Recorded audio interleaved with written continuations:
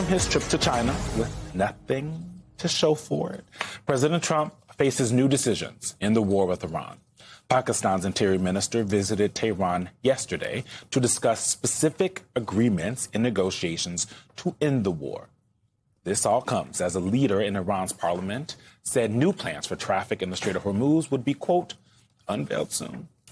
Meanwhile, with the war now in its third month with no end in sight, the New York Times reports some top aides have drafted plans for a return to military strikes as negotiations stall.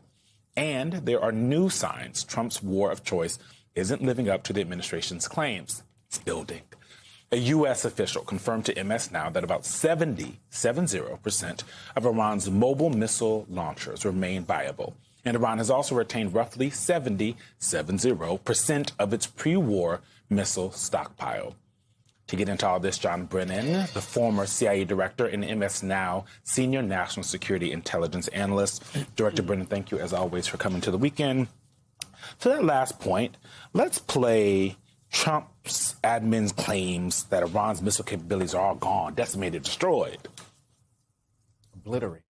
Their missiles are mostly decimated. They have probably 19%, but not a lot by comparison to what they had. Their missile launching capability has been substantially degraded. Their ability to launch missiles and drones is dramatically curtailed. They have some missiles, but not very many. I think we're in very good shape. Their missile program is functionally destroyed. Launchers, production facilities, and existing stockpiles depleted and decimated. Their communications are gone. Missiles are gone. Launches are gone. Now, I'm not good at math, nor have I ever been to war. However, I think 18 to 19% is a lot different than what we actually know based on the reporting, which is 70% of the missile launchers are still viable. 70% of the pre-war missile stockpile still there. How dangerous is it for the administration to run around saying things like this when the intel tells a completely different story? I think it's always dangerous when the President of the United States misleads the public and lies about things like this, particularly, as you said, during war. It's clear that their comments are inconsistent with all the reporting that's come out about the intelligence community assessments that determined that still Iran has a large portion of its missile capabilities and inventory. It also is inconsistent with the fact that the Strait of Hormuz is closed down. Because if, in fact, the Iranians' inventory was depleted as much as they say, I don't think we'd have the same concerns as far as the traffic that's coming through the Strait of Hormuz. It's not just the fast boats. The fast boats, I think they feel that they can take care of, but it's the missile capability that the Iranians still have along the coast that lines the Strait of Hormuz. Yeah. Well, speaking on that point, our colleague David Broad on Wednesday reported on intel on the Strait of Hormuz missiles. The recent intelligence reports found Iran has restored access to 30 of the 33 missile sites it controls along the Strait of Hormuz, which could be used to target American warships and oil tankers transiting the strategic waterway. Director Brennan, this is a war that the president started at 2 in the morning via video on a Saturday, but I digress, and seems unwilling to take all the off-ramps that have been offered to him. Is there an off-ramp that the administration can take or should take to end a conflict that is not only jacking up gas prices in the United States, but is leading to oil shortages in Europe and in Asia? Well, as you pointed out, this was a senseless, unnecessary war that he decided to go forward on. Yes, I do believe that there are some off-ramps here, but Donald Trump is exceptionally stubborn, and he is unwilling to say that this was a mistake. And he's not going to say it was a mistake. But right now you have the economic blockade, basically, of Iranian ports that the Iranians want to have lifted. You have the basic blockade in the Strait of Hormuz. And so there needs to be some type of equivalency here as far as we can make some concessions as far as allowing the Iranians to be able to import and export some goods through their ports. And the Iranians then can say, okay, we're going to relax our stranglehold over the Strait of Hormuz. But it's the economics elements of this. The Iranians are not going to capitulate, even if we start bombing again. They've shown tremendous resilience, and they still have tremendous capability capability. But it's the economic front, both in terms of the impact on the global economy, that needs to be relaxed somehow. But the Iranians are not going to do that as long as the United States continues to maintain the blockade on their ports. So when Donald Trump announced, well, the Strait of Hormuz is going to be open and the blockade is going to continue, as soon as I saw that we were going to maintain that blockade without any concessions whatsoever on that economic front for Iran, I knew the Iranians were not going to concede an opening on the Strait of Hormuz, because it's not going to happen. And meanwhile, despite the mess in Iran, you have senior Trump administration officials focused on Cuba. The AP reported this week that they are preparing to seek an indictment against Raul Castro. And you had CIA Director John Ratcliffe, who went and actually met with Cuban officials in Havana this week at the request of, this was a meeting that happened at the request of the United States. I had some administration officials complaining to me about now Cuba getting thrown into the mix amid already this sort of politically fraught moment with Iran. What do you think the administration is trying to do here? I mean, is this an inevitable outcome of what happened in Venezuela because Cuba is now drying up? They've had a blackout for a record number of weeks now, with people unable to just sort of live any sort of normal daily life? Well, yes, I think an objective of the Trump administration has been for quite a while that they want to have regime change in Cuba.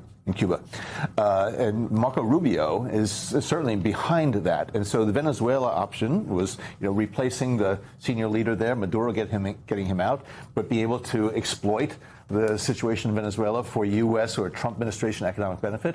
I think they'd like to do the same thing with Havana. They'd like to be able to get the current regime out, but they would like to be able to return Cuba to the days of the 1950s, when in fact you had the casinos and the mobs and other types of things that are there. And they're using economic leverage in terms of the failure of Cuba to be able to import oil, but also these threats of taking legal action against Raul Castro, who's 90 years old or something, for the shoot down of the planes over 25 years ago. So I think this is going to be a concerted effort on the part of the Trump administration officials to try to put as much pressure as they can on the officials in Cuba in order to seek that regime change. As this conflict enters its third month, one thing is becoming increasingly clear. The gap between political messaging and battlefield reality is growing wider by the day. Tonight's discussion highlighted not just the military tensions between the United States and Iran, but also the deeper consequences of a war that appears to have no defined endpoint, no clear victory condition, and no unified international strategy behind it. Let's quickly recap where things stand. Despite repeated claims from the Trump administration that Iran's missile infrastructure has been destroyed, intelligence assessments now suggest that nearly 70% of Iran's missile launchers and missile stockpile remain operational. At the same time, Iran has reportedly restored access to most of its missile sites along the Strait of Hormuz, one of the most strategically important waterways in the world. That matters because nearly a fifth of the world's oil supply passes through that narrow corridor, and the effects are already being felt globally. Gas prices are rising. Supply chains are tightening. European and Asian markets are facing growing energy instability. What began as a military confrontation is rapidly becoming an economic crisis with worldwide implications. But perhaps the most important issue raised tonight is trust. In moments of war, governments often rely on strong rhetoric to project confidence and control. But when official statements sharply contradict intelligence findings, public skepticism grows. And in democracies, trust is not a small thing. It is the foundation that allows leaders to maintain legitimacy during times of crisis. Another key takeaway from this conversation is that Iran does not appear prepared to surrender under pressure alone. Economic blockades, military strikes, and political isolation have not forced capitulation. Instead, Iran seems determined to use every lever it still possesses, including the Strait of Hormuz, as bargaining power. That raises an uncomfortable question for Washington. If military pressure is not delivering decisive results, what exactly is the long-term strategy? Because wars without clear objectives often become wars without clear endings. And beyond Iran, tonight's discussion also hinted at something broader, a foreign policy approach expanding on multiple fronts at once. Cuba, Venezuela, Iran, these are not isolated flashpoints anymore. They are increasingly part of a larger geopolitical posture built around economic pressure, regime destabilization, and strategic leverage.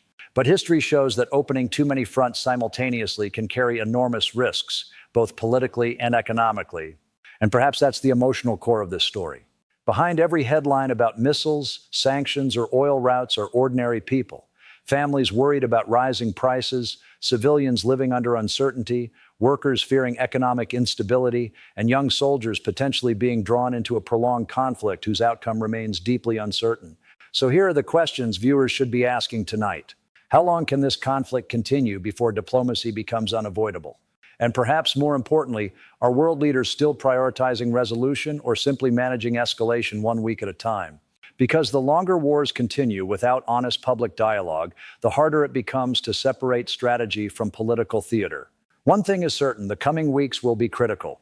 Any movement in the Strait of Hormuz, any renewed military strike, or any collapse in negotiations could reshape not only the region, but the global economy itself. We'll continue following every development, every diplomatic signal, and every consequence of this rapidly evolving crisis. If you found this report insightful, don't forget to like, share, and subscribe for more real fact-based news commentary.